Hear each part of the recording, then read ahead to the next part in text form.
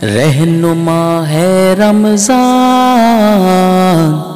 رہنما ہے رمضان، شک نہیں ہے ہم سب کا رہنما رمضان ہے، ہر طرح کے مومنوں کا رہنما رمضان ہے، رہنما ہے رمضان،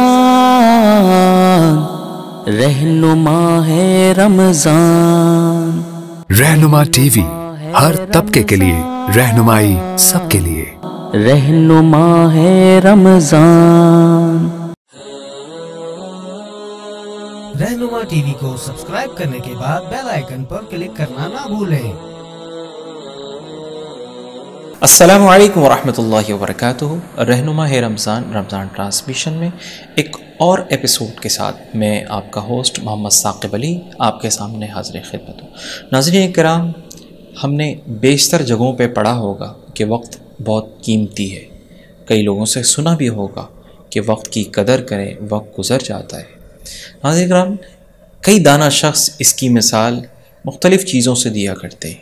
ایک دانا شخص نے اس کی جو مثال ہے وہ برف سے دی ہے کہ برف اس کا کام اور اس نے کیا کرنا ہوتا ہے، اس نے پگھلنا ہوتا ہے۔ اگر وہ برف پانی کے ساتھ پگھل جائے تو اس پانی کو قیمتی بنا دیتا ہے، اور اگر وہ باہر پگھل جائے تو وہ ضائع کر لیتا ہے اپنے آپ کو۔ تو اسی طرح وقت ہے کہ وقت اگر ہم مثبت چیزوں میں گزاریں گے، کسی اچھے مصرف میں اس کو صرف کریں گے تو اللہ سبحانہ و تعالیٰ کے ہاں اس کی بڑی قدر ہے۔ اور اسی طرح ناظرین اکرام، اگر اس کی ناقدری کریں گے تو دنیا اور آخرت دونوں کا ہی خسارہ ہے۔ نہ صرف خسارہ، دنیا میں وقت کے غلط خرچ پر اور وقت کو غلط طریقے سے گزارنے پر ہم کئی طرح کی مصیبتوں میں بھی پڑ سکتے ہیں۔ وہ کئی طرح کی مصیبتیں نزاع کے حوالے سے ہوں، یا کئی مہلک بیماریوں اور روحانی امراض کے حوالے سے بھی ہو سکتی ہے۔ تو ناظرین کرام، ایک بات تو طے ہے کہ اگر کامیابی چاہے اس کا تعلق دنیا سے ہو یا آخرت سے ہو، اس کا حصول اگر کرنا ہے تو اس کے لیے اپنے وقت کو ہم نے بہت قیمتی بنانا ہے۔ ناظرین کرام، یہ رمضان المبارک کا جو ایام گزر رہا ہے، ہم سب سے سنتے رہتے ہیں، احادیث آیتیں یہی بتاتی ہیں کہ اس کی قدر کرو، یہ بہت قیمتی ہے۔ اس کو 3 حصوں میں تقسیم کر دیا، 3 عشروں میں تقسیم کر دیا: رحمت کا عشرہ، مغفرت کا عشرہ اور جہنم سے خلاصی کا عشرہ۔ رحمت کا عشرہ ہم گزار چکے ہیں، مغفرت کے عشرے میں ہم داخل ہو چکے ہیں، عنقریب یہ بھی عشرہ ہم سے گزر جائے گا، اور جہنم کے خلاصی والے عشرے میں ہم داخل ہو جائیں گے، اور ایک دن آئے گا کہ وہ عشرہ بھی ختم ہو جائے گا اور رمضان المبارک سے ہم گزر جائیں گے اور پھر شوال کی طرف منتقل ہو جائیں گے۔ تو ناظرین کرام، ہم نے ایک بات طے ہے کہ وقت کو ہم نے کوشش کر قیمتی بنانا ہے۔ خاص طور پہ یہ جو دن ہیں، کوارنٹائن ڈیز، لاک ڈاؤن کے جو ڈیز ہیں، اس میں بہت سارے لوگ لہو و لعب کرتے ہوئے نظر آ رہے ہیں۔ نہیں دوستوں، ہم نے کسی لہو و لعب میں اس وقت کو نہیں گزارنا ہے، بلکہ قیمتی بنانا ہے۔ قرآن کریم کی تلاوت میں، احادیث مبارک کے سمجھنے میں، آیتوں کی تفسیر کو سمجھنے میں، آیتوں کے خلاصوں کو سمجھنے میں، دین کی تاریخ کے اسلام کو پڑھنے میں، اور ناظرین کرام ایک دوسرے کا خیال کرنے میں، ایک دوسرے کی مدد کرنے میں۔ تو ناظرین کرام، امید ہے مجھے، اور ہمارا جو میسج ہے رہنما ٹی وی کا وہ یہی ہے کہ اپنے وقت کو رمضان المبارک کے ان ایام میں قیمتی بنائیں۔ ناظرین کرام، ہم بڑھیں گے قاری قرآن کی طرف، اور آج ہمارے مہمان ہیں قاری محمد آصف صاحب۔ تو میں ان سے ملتمس ہوں کہ تلاوت قرآن پاک سے اس پروگرام کا آغاز فرمائیں۔ اعوذ باللہ من الشیطان الرجیم،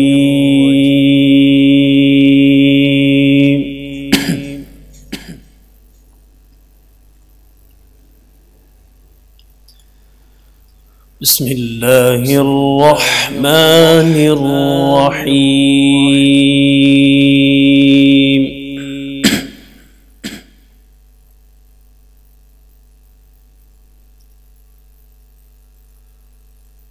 لو أنزلنا هذا القرآن على جبل لرأيته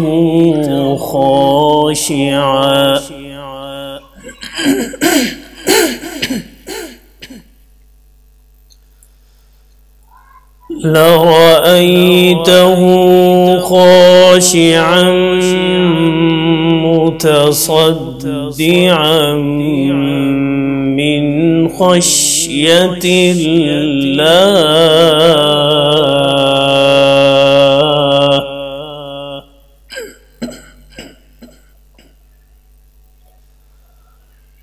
وتلك الأمثال نضربها للناس لعلهم يتفكرون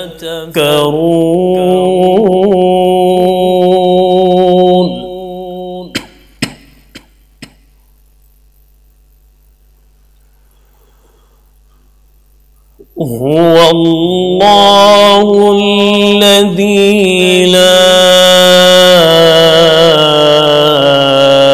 إله إلا هو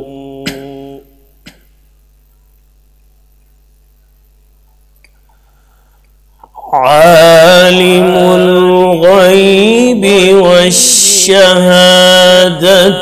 هو الرحمن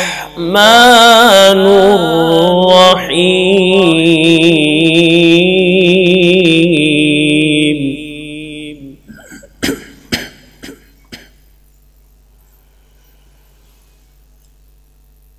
لو أنزلنا هذا القرآن على جبل لرأيته خاشعا متصدعا من خشية الله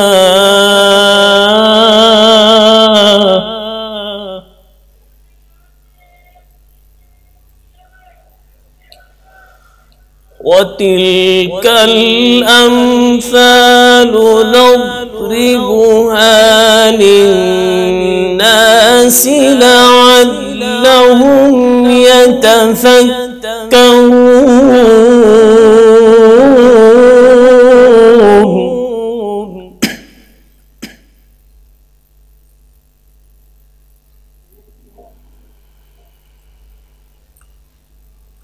هو الله الذي لا إله إلا هو عالم الغيب والشهادة هو الرحمن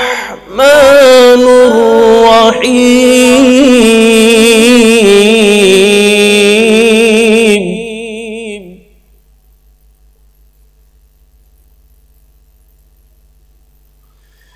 هو الله الذي لا إله إلا هو الملك القدوس السلام المؤمن المهيمن العزيز الجبار المتكبر سبحان الله عما يشركون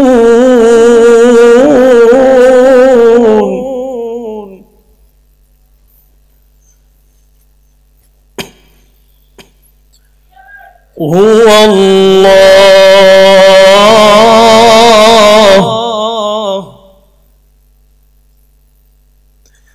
هو الله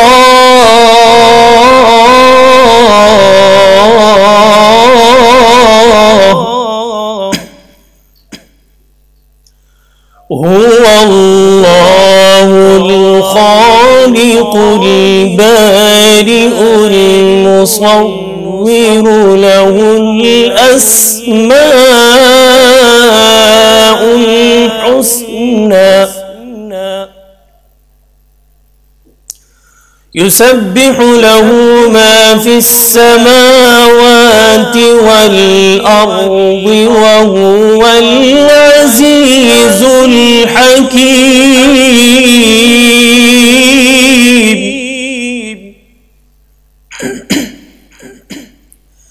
بسم الله الرحمن الرحيم والتين والزيتون وطور سينين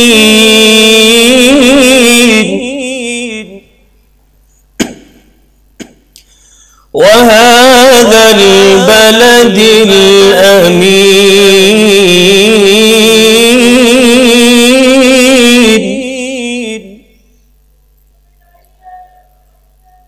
لقد خلقنا الإنسان في أحسن تقويم.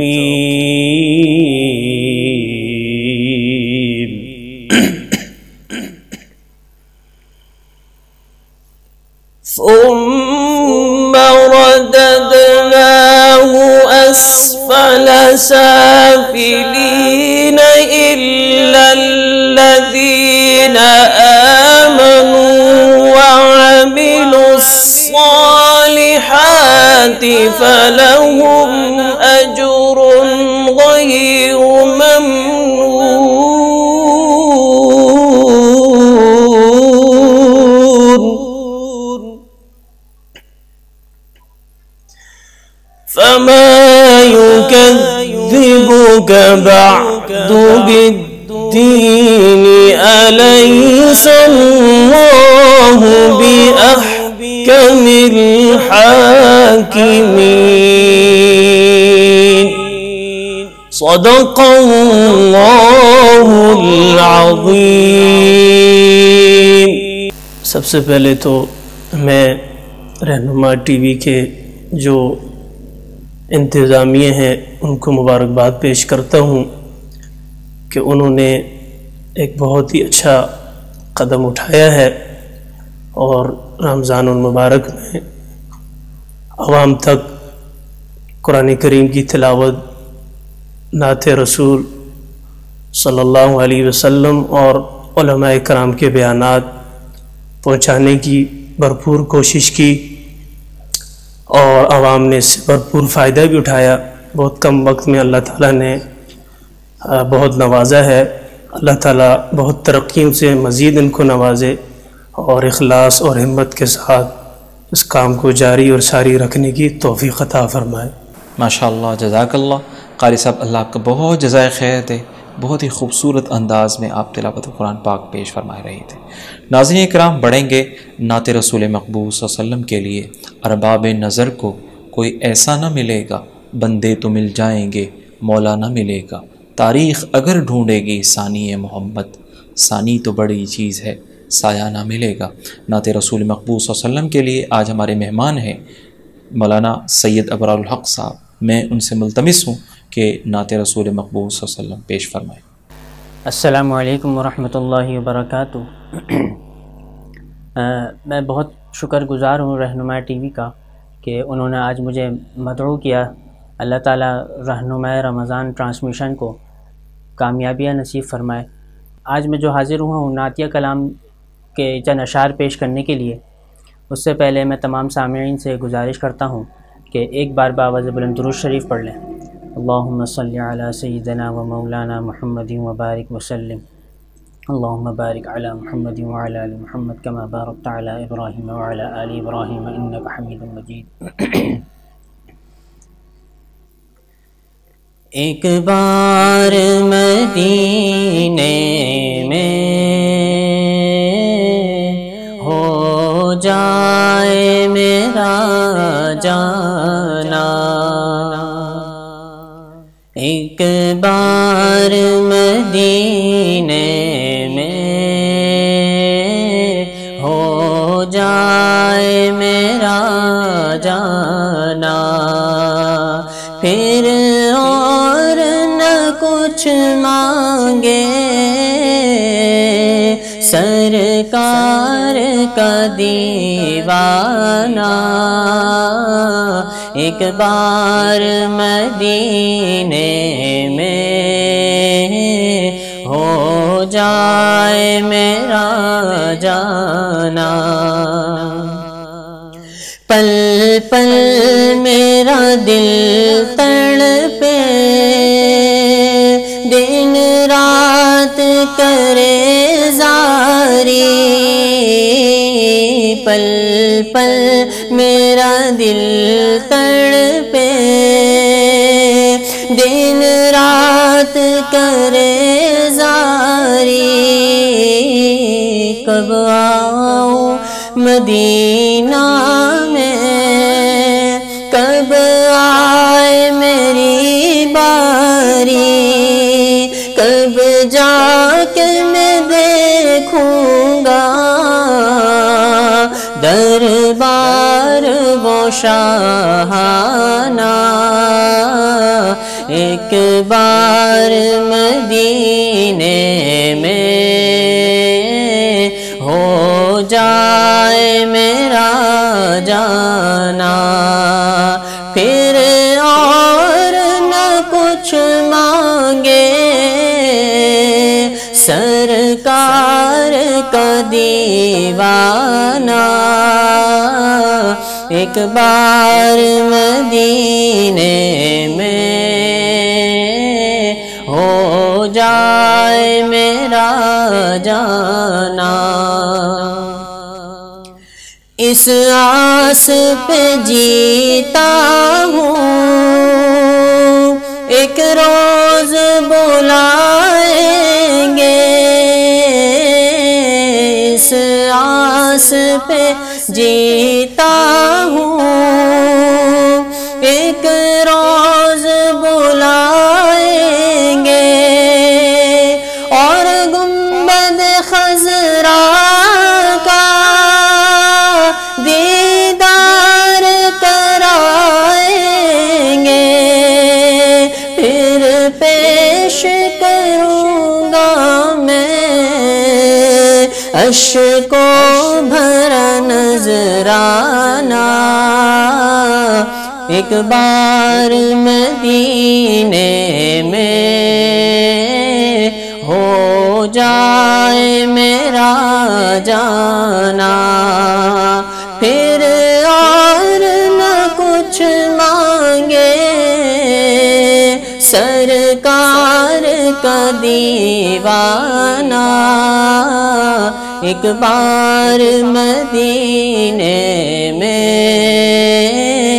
ہو جائے میرا جانا، بے چین نگاہوں کو دیدار عطا کر دو،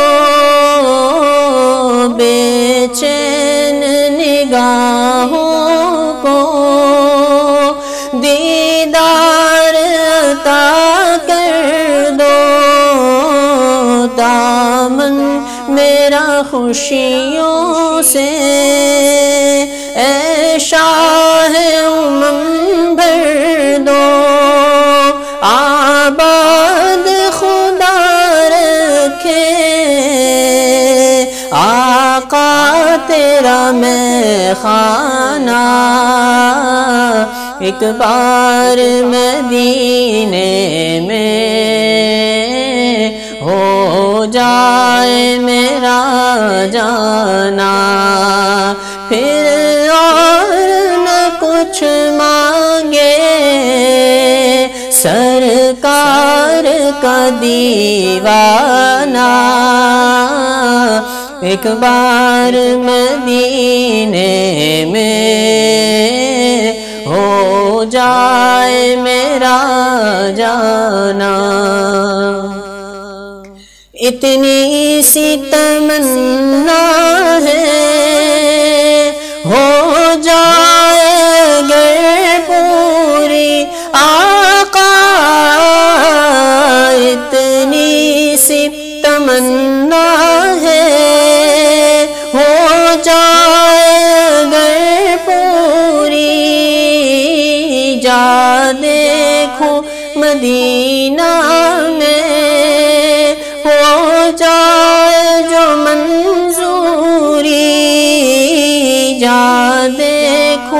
مدینہ میں ہو جائے جو منظوری، بن دید کیے شاہ مر جائے نہ دیوانہ، ایک بار مدینے میں ہو جائے میرا جانا، ایک بار مدینے میں ہو جائے میرا جانا، پھر اور نہ کچھ مانگے سرکار کا دیوانہ، ایک بار مدینے میں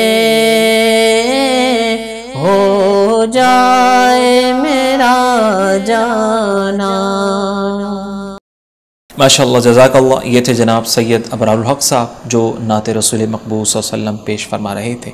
ناظرین کرام، وقت ہوا چاہتا ہے کہ ہم اپنے مہمان کی طرف جائیں، اور آج ہمارے مہمان ہیں مولانا نعمان صاحب۔ تو میں ان سے درخواست کروں گا کہ خاص طور پہ ہمیں عوام الناس کو، ہمارے ناظرین کو خاص طور پہ آگاہ فرمائیں اور رہنمائی فرمائیں اور تھوڑی سی تربیت فرمائیں کہ ہم کس طور پہ رمضان المبارک کو قیمتی بنا سکتے ہیں، رمضان المبارک کے ایام میں کیا کیا اعمال کے کرنے سے ہمیں رمضان المبارک سے فائدہ حاصل ہو سکتا ہے، اس بارے میں فرمائیں۔ نحمدہ ونصلی علی رسولہ الکریم، اما بعد فاعوذ باللہ من الشیطان الرجیم، بسم اللہ الرحمن الرحیم، یا ایہا الذین آمنوا کتب علیکم الصیام کما کتب علی الذین من قبلکم لعلکم تتقون، وقال النبی صلی اللہ علیہ وسلم، من صام رمضان ایمانا واحتسابا غفر له ما تقدم من ذنبه، رواہ البخاری، صدق اللہ العظیم۔ رمضان المبارک کا بابرکت باسعادت مہینہ شروع ہو چکا ہے۔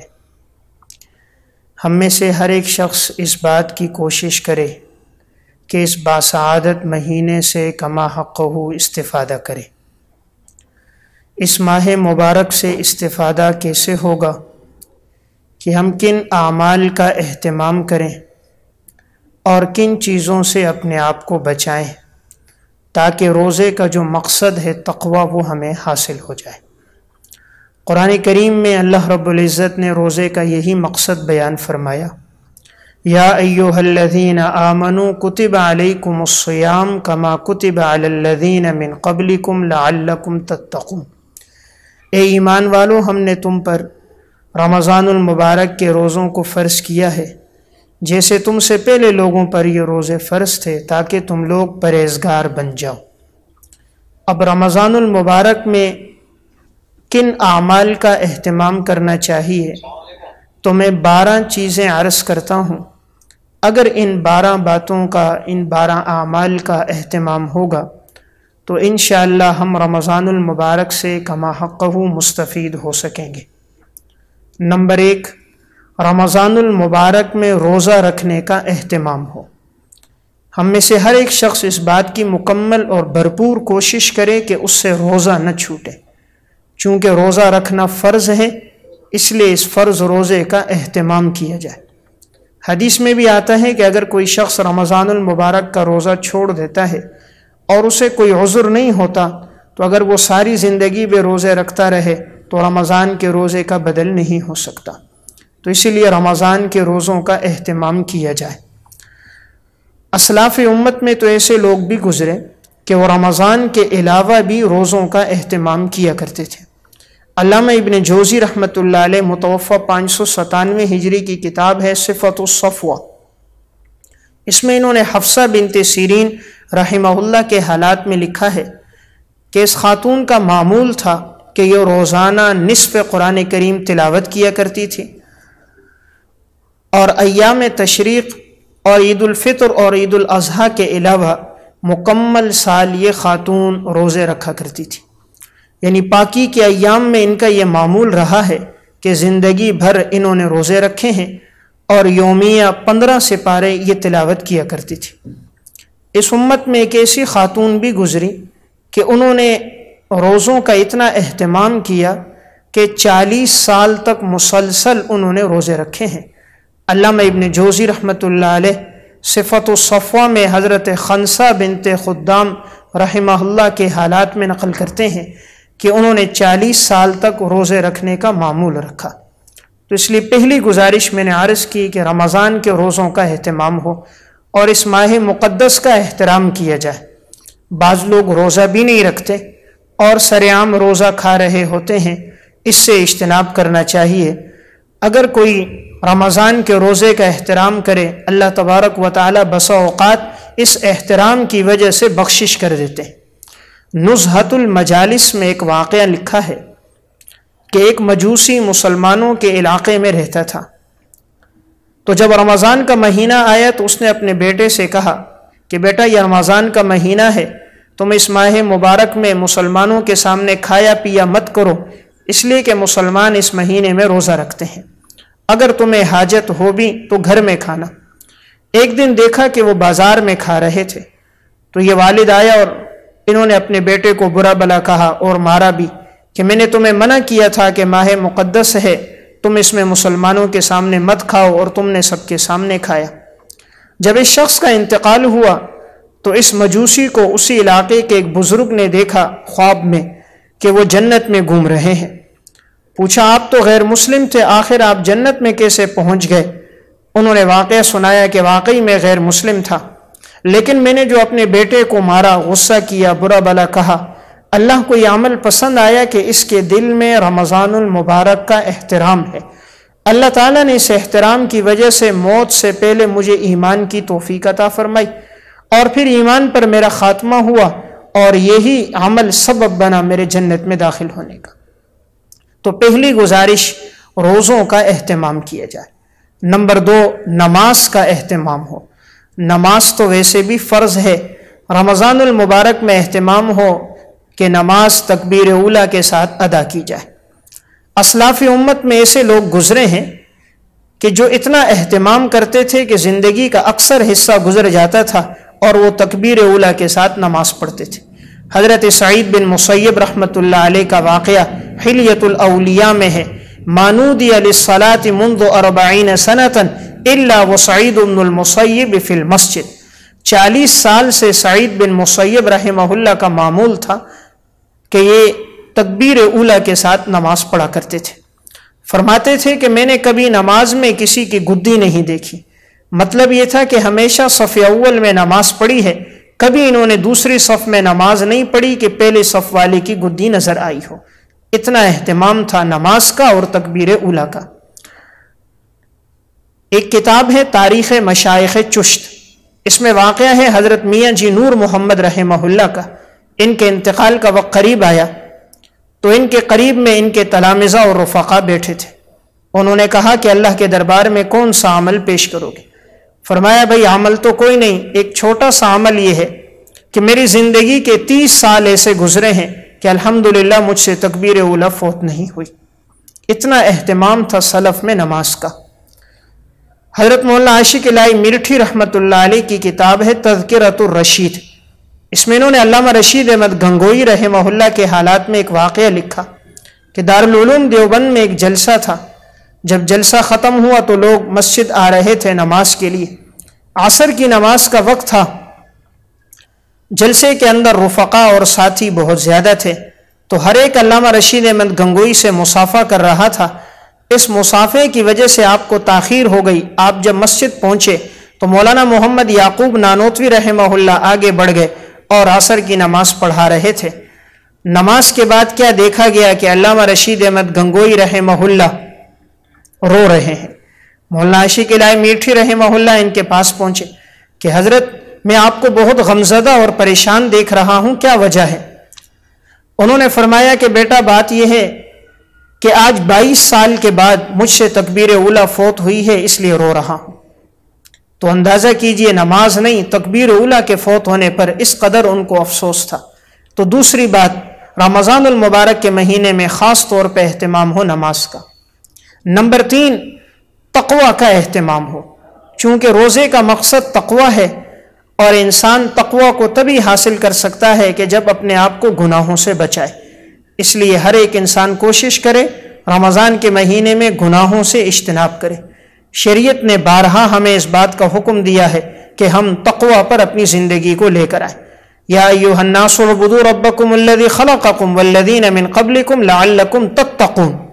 अल्लाह ताला ने जब कुर्बानी का हुक्म दिया तब भी तकवा के बारे में फरमाया, ला यनालल्लाह लुहूमुहा वला दिमाउहा वलाकिन यनालुहु तक़वा मिनकुम। अल्लाह के यहाँ जो चीज़ पहुँचती है ना वो खून है ना गोश्त, अल्लाह देखता है इंसान के दिल में तकवा कितना है। रोज़े का मकसद भी है लअल्लकुम तत्तक़ून, ताकि इंसान अपने आप को गुनाहों से बचाए। हज़रात सहाबा और सलफ़ में तकवा बहुत था, वो गुनाहों से बड़ा बचते थे और वो ज़िंदगी में हर किस्म के गुनाहों से इज्तिनाब के साथ साथ अपने आप को हराम से भी बचाते थे, शुबहात से भी बचाते थे। अल्लामा इब्न असीर जज़री रहमतुल्लाह अलैह की किताब है उसदुल गाबा फ़ी मारिफ़तिस सहाबा, इसमें इन्होंने एक वाक़या नकल किया हज़रत अब्दुल्लाह इब्न उमर रज़ी अल्लाह तआला अन्हु के हालात में। अब्दुल्लाह इब्न उमर अपने शागिर्द इमाम नाफ़े के साथ एक जंगल से गुजर रहे थे। खाने का वक्त हुआ तो उन्होंने कहा कि किसी को बुलाओ, मेरे साथ खाने में शरीक हो जाए। देखा एक चरवाहा बकरियां चरा रहा था। जब उसे बुलाया गया तो उसने कहा मेरा रोज़ा है। अब्दुल्लाह इब्न उमर को ये देखकर बहुत ताज्जुब हुआ कि इतनी सख्त गर्मी और जंगल में ये बकरियां चरा रहा है और फिर भी रोज़े का एहतमाम है। तो उन्होंने इम्तिहान लेने के लिए कहा कि ये बकरियों का जो रेवड़ है इसमें कितनी बकरियां हैं? कहा जी 1000 से ज़ायद है। कहा ऐसा करो, एक बकरी मुझे फ़रोख्त कर दो और मुझसे 1000 दिरहम ले लो, हम बकरी को ज़िबह करेंगे, तुम हमारे साथ इफ्तारी भी करना और गोश्त भी हम तुम्हें दे देंगे। मालिक से ये कहना कि एक भेड़िया आया था और उसने बकरी को खा लिया। तो उन्होंने आसमान की तरफ देखते हुए कहा फ़अय्न अल्लाहु तबारक व तआला, अल्लाह ताला कहाँ चला गया? ठीक है कि मैं ये कह दूंगा मालिक से कि भेड़िए ने आकर खाया, लेकिन अल्लाह के दरबार में क्या जवाब दूंगा? अब्दुल्लाह इब्न उमर बड़े मुतासिर हुए इस जुमले से। इनके मालिक के पास गए, इन्हें ख़रीदा और आज़ाद कर दिया और 1000 जो बकरियां थीं उनकी कीमत अदा की और इनके इस तकवा की वजह से वो 1000 बकरियां इनको हिबा कर दी। तो देखिए तकवा पे चला, आज़ादी भी मिल गई, 1000 बकरियों का मालिक भी बन गया। हराम पे चलता तो एक बकरी का मालिक बनता, तकवा पे चला तो 1000 का मालिक बन गया। तो तीसरी बात जिसका एहतमाम किया जाए वो रमज़ानुल मुबारक के महीने में ख़ास तौर पे तकवा का एहतमाम हो। नंबर 4, रमज़ान के महीने में तिलावत का एहतमाम किया जाए। जितना कसरत से हो सके इस माह मुबारक में हम तिलावत करें। हज़रात सहाबा और असलाफ इस माह मुबारक में कसरत से तिलावत किया करते थे। इस उम्मत का कुरान के साथ बड़ा वालेहाना ताल्लुक़ रहा है। इस उम्मत में ऐसे लोग आए हैं जिन्होंने एक रकात में पूरा कुरान करीम तिलावत किया है। 2 सहाबा में, 2 ताबिईन में। सहाबा में हज़रत उस्मान बिन अफ़्फ़ान और हज़रत तमीम दारी रज़ी अल्लाह तआला अन्हु। ताबिईन में सईद इब्न जुबैर और इमाम आज़म अबू हनीफ़ा रहमहुल्लाह। हज़रत उस्मान बिन अफ़्फ़ान का वाक़या इमाम अबू नुऐम अस्फ़हानी मुतवफ़्फ़ा 430 हिजरी ने अपनी किताब मारिफ़तुस सहाबा में नक़ल किया। फरमाते हैं कि उस्मान इब्न अफ़्फ़ान मस्जिद हराम में दाखिल हुए, मकाम इब्राहिम के पीछे खड़े हुए 2 रकात नमाज की नीयत बांधी। इतने में अब्दुर्रहमान तैमी कहते हैं मैं भी आ गया और मैं उनकी इक़्तिदा करने लगा। कहा मैंने देखा उन्होंने अलिफ लाम मीम से कुरान शुरू किया और एक रकात में वन्नास पे कुरान मुकम्मल हो गया। इससे अंदाज़ा कीजिए कि कुरान के साथ कैसा वालेहाना ताल्लुक़ था हज़रत उस्मान इब्न अफ़्फ़ान का। हज़रत तमीम दारी रज़ी अल्लाह तआला अन्हु का वाक़या इमाम ज़हाबी रहमतुल्लाह अलैह ने सियर व आलाम नुबला में नक़ल किया है कि इन्होंने एक रकात में पूरा कुरान करीम तिलावत किया। इस माह मुबारक में सलफ़ कितनी कसरत से तिलावत किया करते थे। अल्लामा सैमरी रहमतुल्लाह अलैह की किताब अख़बार अबी हनीफ़ा व अस्हाबुहु, इसमें इन्होंने वाक़या लिखा कि इमाम आज़म अबू हनीफ़ा रहमतुल्लाह अलैह इस माह मुबारक में 62 कुरान करीम तिलावत किया करते थे। रोज़ाना एक कुरान दिन में, रोज़ाना एक कुरान रात में। तो महीना अगर 30 अय्याम का होता तो 30 कुरान दिन में और 30 कुरान करीम रात में मुकम्मल हो जाते थे। एक कुरान करीम पूरे महीने में तरावीह की नमाज में और एक कुरान करीम पूरे माह मुबारक में तहज्जुद की नमाज में मुकम्मल होता था। तो एक माह में 62 कुरान करीम पढ़ा करते थे। حضرت امام شافعی رحمہ متوفہ 204 ہجری کا واقعہ علامہ ابن عساکر رحمۃ اللہ علیہ متوفہ 571 ہجری کی کتاب ہے تاریخ مدینتی دمشق، اس میں انہوں نے نقل کیا کہ امام شافعی رحمۃ اللہ علیہ رمضان المبارک میں 60 قرآن کریم تلاوت کیا کرتے تھے، روزانہ ایک قرآن دن میں اور روزانہ ایک قرآن رات میں۔ تو اس امت کا قرآن کے ساتھ بڑا والہانہ تعلق رہا ہے، خصوصاً اس ماہ مبارک میں۔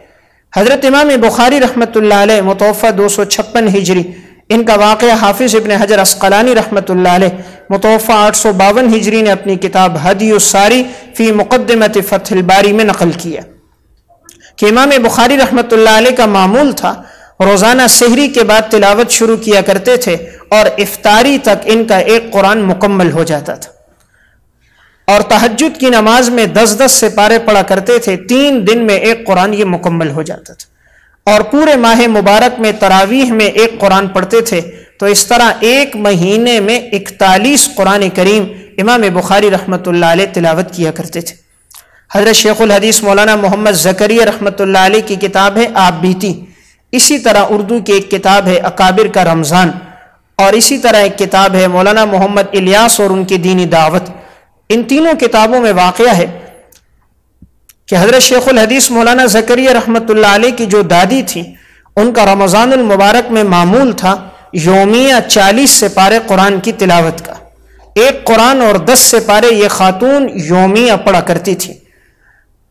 اتنی کثرت کے ساتھ تلاوت اس خاتون نے کی ہے، حضرت شیخ الحدیث صاحب فرماتے ہیں جب میرے والد مولانا یحییٰ رحمۃ اللہ علیہ ان کی گود میں تھے تو قرآن کریم کی تلاوت کرتے ہوئے انہیں دودھ پلاتی تھی، ان کا اثر یہ ہوا کہ جب وہ بولنے لگے تو قرآن کے ایک حصے کے حافظ بن چکے تھے۔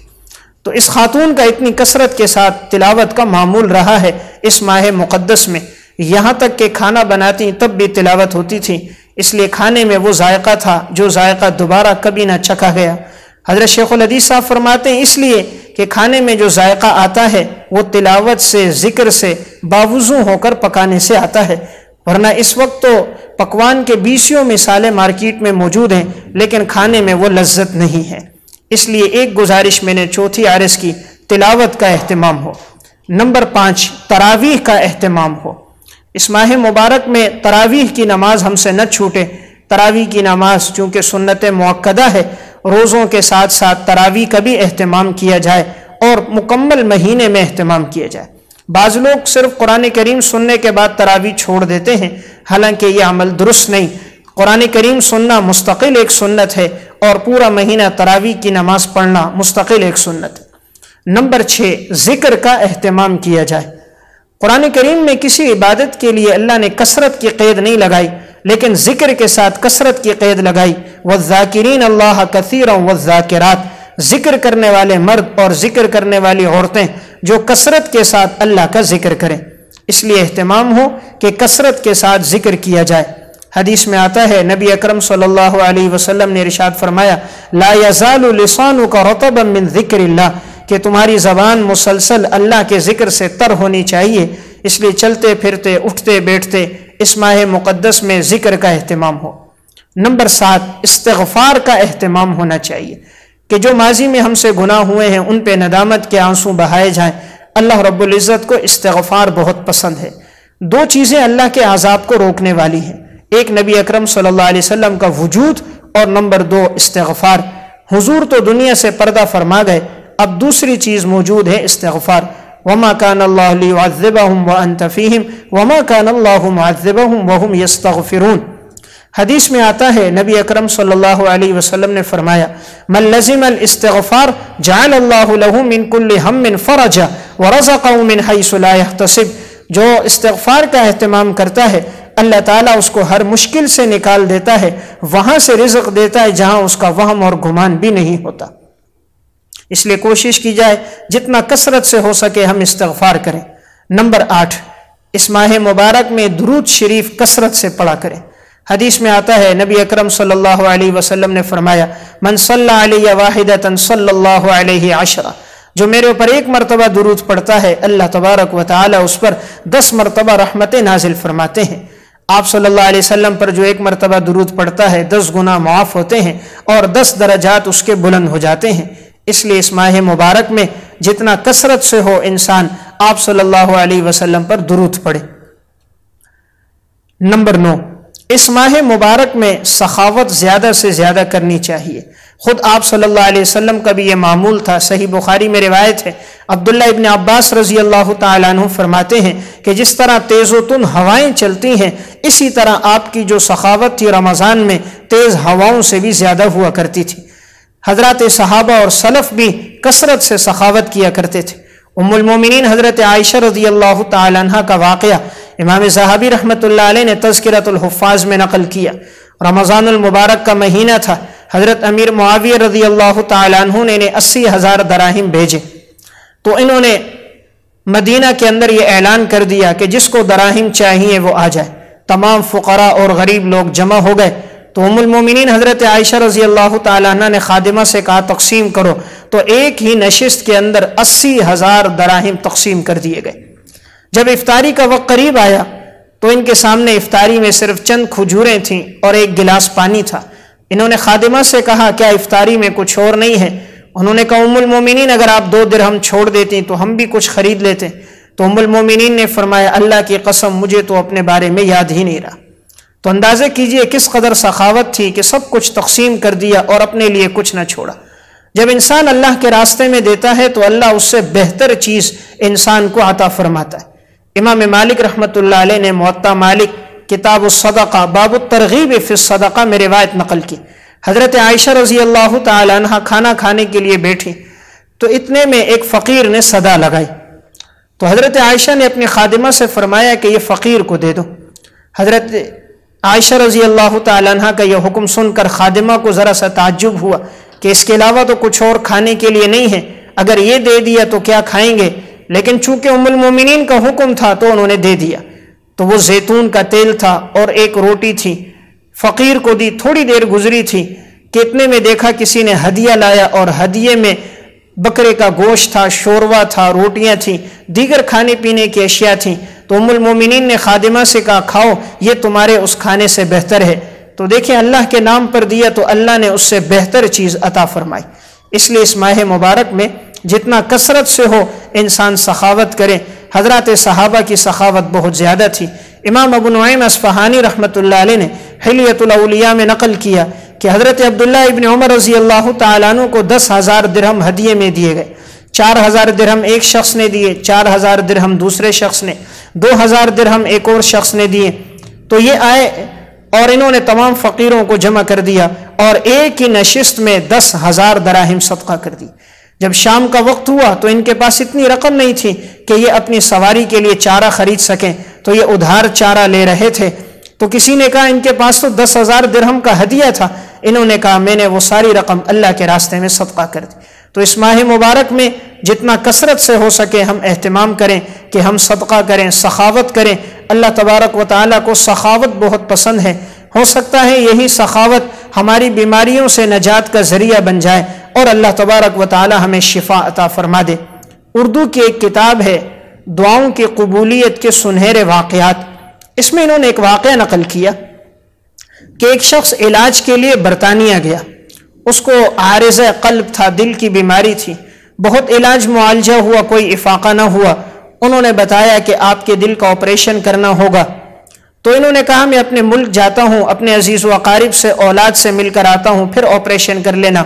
तो अब इनके तमाम टेस्ट वहाँ हो चुके थे, ऑपरेशन की तारीख तय हो चुकी थी। ये वहाँ से मुल्क वापस आए, अपने दोस्त अहबाब से मिल रहे थे, जिससे मिलते दुआओं की दरख्वास्त करते कि मालूम नहीं कि मेरा ऑपरेशन है, सेहतियाबी होगी भी या नहीं होगी। हर एक से अपने गुनाहों की नदामत करते और हर एक के साथ ऐसी मुलाकात गोया आखिरी मुलाकात कर रहे हों। इतने में अपने दोस्त के पास मिलने के लिए गए। जिस जगह से गुजर रहे थे वहाँ देखा कि एक कस्साब गोश्त फरोख्त कर रहा है और सामने एक बूढ़ी खातून है। और गोश्त बेचने वाला जब गोश्त के वो ज़र्रात और छिचड़े और वो गोश्त नाकारा जो कोई ख़रीदता नहीं था तो वो उसको फेंक देता था ताकि इसे बिल्लियाँ और कुत्ते ले लें। तो वो जो बूढ़ी एक खातून थी वो उठाती, साफ़ करती और अपने थैले में डाल देती। इन्हें बड़ा तरस आया कि एक बूढ़ी खातून ज़मीन से उठा के गोश्त ले रही है। तो इन्होंने उससे पूछा कि आखिर तुम ऐसा क्यों कर रही हो अम्मा जान। उस बूढ़ी औरत ने कहा میرے گھر کے اندر بچیاں ہیں، کمانے والا کوئی موجود نہیں ہے، شوہر کا انتقال ہو چکا ہے، اس لیے میں ایسا کر رہی ہوں۔ ان کو بہت رحم اور ترس آیا۔ انہوں نے کہا آپ کو ہفتے میں کتنا گوشت چاہیے؟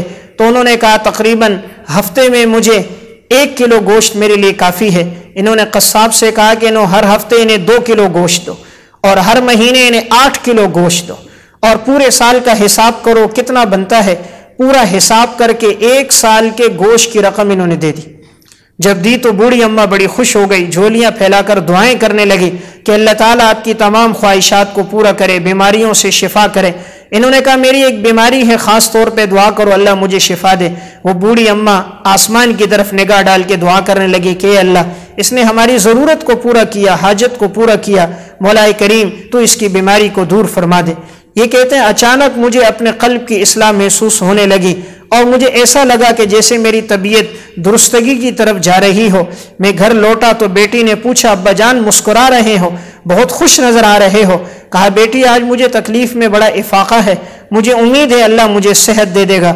جب یہ وقت مقررہ پر واپس جب وہاں پہنچے، جو دن ان کے آپریشن کے لیے طے تھا، جب دوبارہ ان کے ٹیسٹ کیے گئے تو یہ حیرت انگیز رپورٹ سامنے آئی کہ بیماری بالکل ختم ہو چکی ہے۔ تمام ڈاکٹر پریشان تھے آخر انہوں نے کیا استعمال کیا، تو جب پوچھا گیا تو انہوں نے کہا کوئی چیز میں نے استعمال نہیں کی، ایک بوڑھی عورت کے ساتھ تعاون کیا، ان کے دعاؤں کے طفیل اللہ تبارک و تعالی نے مجھے صحت عطا فرما دی۔ اس لیے میں نے ایک گزارش عرض کی، نمبر 9 سخاوت کی، نمبر 10 صلہ رحمی کا اہتمام کیا جائے۔ اس ماہ مبارک میں اگر ناچاکی ہو گئی ہو اور عزیز و اقارب میں کسی سے قطع تعلقی ہو گئی ہو تو اللہ کی رضا کے لیے ہم اسے معاف کریں۔ آج ہمارے معاشرے میں یہ گناہ بھی بڑھتا جا رہا ہے، معمولی باتوں میں رنجشیں ہو جاتی ہیں، بھائی بھائی سے ناراض ہے، بھائی بہن سے ناراض ہے، عزیز و اقارب کا ایک دوسرے کے گھر آنا جانا نہیں ہے، بعض نادان تو اپنے والدین سے بھی ناراض ہوتے ہیں۔ تو کوشش کریں جو ماضی میں ہوا اللہ کے سامنے ندامت کے آنسو بہائیں اور صلہ رحمی کو قائم رکھیں۔ حدیث میں آتا ہے نبی اکرم صلی اللہ علیہ وسلم نے فرمایا من احب ان یبسط له فی رزقه وینسأ له فی اثره فلیصل رحمه، جو چاہے کہ اللہ تعالیٰ اس کے رزق میں کشادگی لائے اسے چاہیے کہ صلہ رحمی کو قائم رکھے۔ اس لیے صلہ رحمی کو جتنا قائم رکھیں گے اللہ رزق میں برکت اور اللہ تبارک و تعالیٰ اولاد میں برکت دیں گے۔ صلہ رحمی اللہ کے ہاں بہت بڑا عمل ہے، قطع تعلقی سے انسان اپنے آپ کو بچائے۔ حدیث میں آتا ہے نبی اکرم صلی اللہ علیہ وسلم نے فرمایا لا يدخل الجنت قاطع، قطع تعلقی کرنے والا جنت میں داخل نہیں ہوگا۔ سنن ابی داؤد کی روایت ہے رسول اللہ صلی اللہ علیہ وسلم نے فرمایا الا انبئکم، کیا میں تمہیں ایسا عمل نہ بتاؤں جو نفلی نماز سے، روزے سے، صدقے سے افضل عمل ہے؟ صحابہ اکرام نے فرمایا کیوں نہیں یا رسول اللہ، ضرور بتائیے۔ آپ صلی اللہ علیہ وسلم نے فرمایا کہ صلہ رحمی قائم کر دینا یہ نفلی عمل روزے سے، زکوٰۃ سے افضل عمل ہے، اور انسان جو قطع تعلقی کرتا ہے یہ اس کے دین کو مونڈ دیتا ہے، جس طرح استرے سے بال مونڈ جاتے ہیں اس طرح انسان کا دین ختم ہو جاتا ہے۔ تو قطع تعلقی سے اجتناب کیا جائے۔ نمبر 11 اس ماہ مبارک میں صبر کا اہتمام ہو۔ جس کسی سے تکلیف پہنچ جائے انسان اللہ کی رضا کے لیے معاف کر دے، کوئی گالی دے، کوئی برا بلا کہے، اس سے کہہ دے کہ میرا روزہ ہے اور اسے جواب نہ دے۔ اللہ تعالیٰ کو صبر کرنے والے لوگ بہت پسند ہیں۔ انما یوفی الصابرون اجرہم بغیر حساب، اللہ صبر پر وہ اجر دیتا ہے جو اللہ اس کے علاوہ پر انسان کو اجر نہیں دیتا۔ ہر عمل کے لیے جو اجر ہے اس کی ایک انتہا ہے، لیکن صبر پر جو اللہ اجر دے رہا ہے اس کی کوئی انتہا نہیں ہے۔ اس لیے غم آئے تب بھی صبر، تکلیفیں، مصیبتیں، پریشانیوں میں بھی صبر ہو۔ حضرت حمنہ بنت جہش رضی اللہ تعالی عنہ کا واقعہ امام ابن ہشام رحمۃ اللہ علیہ نے سیرت ابن ہشام میں، حافظ ابن کثیر نے السیرۃ النبویہ میں نقل کیا کہ غزوہ احد کے موقع پر انہیں خبر پہنچی، سب سے پہلے ان کے خالو کی شہادت ہو گئی، انہوں نے انا للہ و انا الیہ راجعون پڑھا۔ پھر انہیں خبر آئی کہ ان کے بھائی عبداللہ بن جہش کی شہادت ہو گئی، انہوں نے انا للہ و انا الیہ راجعون پڑھا۔ پھر انہیں خبر آئی کہ ان کے خاوند مصعب ابن عمیر کی شہادت ہوئی، پھر انہوں نے انا للہ و انا الیہ راجعون پڑھا، اور ایک آواز نکل گئی۔ آپ صلی اللہ علیہ وسلم نے فرمایا یہ خاتون برداشت کرتی رہی، لیکن یہاں تک کہ جب اس کے خاوند کی شہادت ہو گئی تو برداشت نہ ہوا اور زبان سے ایک چیخ نکل گئی۔ تو دیکھیے کتنا صبر تھا، 3 शहादतें हो गई, लेकिन उसके बावजूद ज़बान पे कोई शिकवा शिकायत नहीं था, अल्लाह के फ़ैसले पे राज़ी थी। तो 11वीं गुजारिश सब्र का एहतमाम किया जाए, और आखिरी गुजारिश नंबर 12 दुआ का एहतमाम हो। इस माह मुबारक में इंसान जितना कसरत से हो सके दुआएं करें, अल्लाह तबारक व ताला दुआओं को कबूल फरमाते हैं।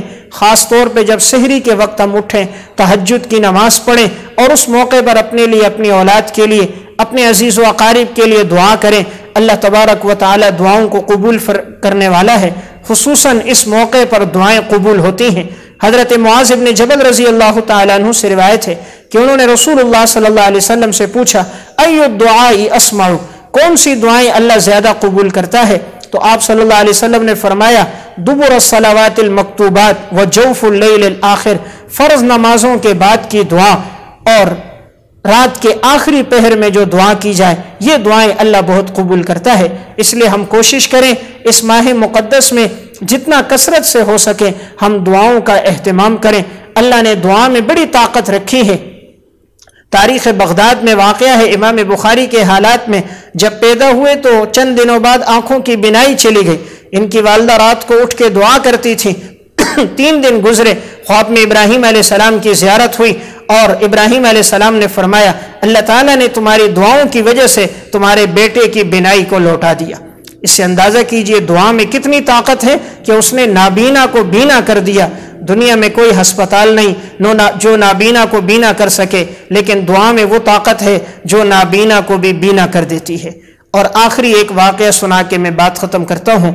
इमाम तबरानी रहमतुल्लाह अलैह ने अपनी किताब अद्दुआ में एक वाक़या नकल किया। हज़रत उमर रज़ी अल्लाह तआला अन्हु बैठे थे। एक शख्स हज़रत उमर के सामने आकर बैठा और उसके साथ उसका बेटा भी था। हज़रत उमर रज़ी अल्लाह तआला अन्हु ने इस बाप बेटे को देखा तो आपस में बहुत मुशाबे थे, बहुत ज़्यादा मिलते जुलते थे।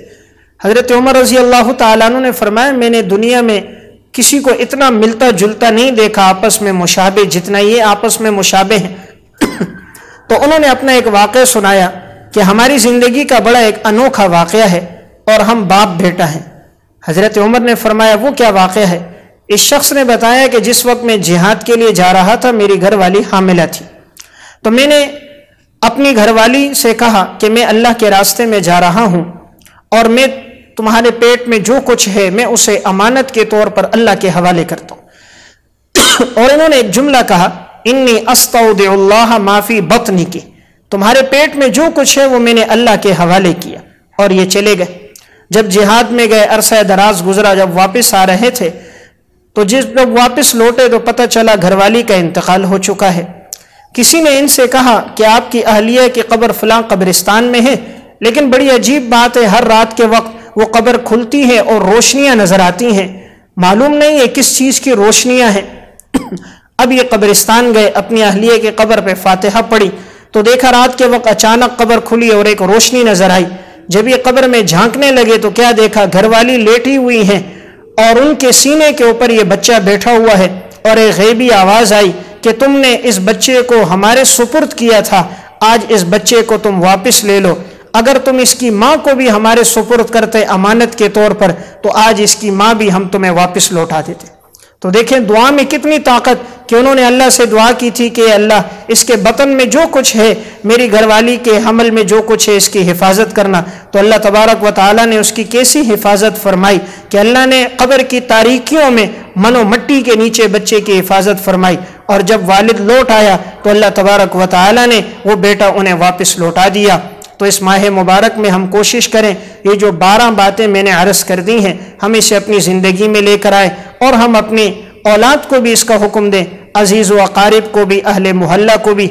इन बातों का जब एहतमाम होगा तो गोया हमने रमज़ान की साआत से खूब फ़ायदा हासिल किया। आखिर में मैं दुआगो हूँ रहनुमा टीवी वालों के लिए और इनके जितने भी साथी और अहबाब इसमें कोशिश कर रहे हैं, अल्लाह तबारक व ताला सबको दुनिया और आखिरत में इसका बेहतरीन बदला अता फरमाए कि ये बिला इवज़ इस काम के लिए कोशिश कर रहे हैं और दीन की दावत को, दीन के पैगाम को सारी दुनिया में फैला रहे हैं। मैं दुआगो हूँ अल्लाह ताला इनके इस अमल को अपने दरबार में कबूल व मकबूल फरमाए और अल्लाह ताला अपनी शायान शान इन्हें बदला अता फरमाए। व आखिरु दावाना अनिल हम्दुलिल्लाहि रब्बिल आलमीन। माशाअल्लाह, जज़ाकल्लाह। ये थे जनाब शेख उल हदीस मौलाना नौमान साहब, जो कि रमज़ान मुबारक को किस तरह गुजारना है इस हवाले से हमें रहनुमाई फरमा रहे थे।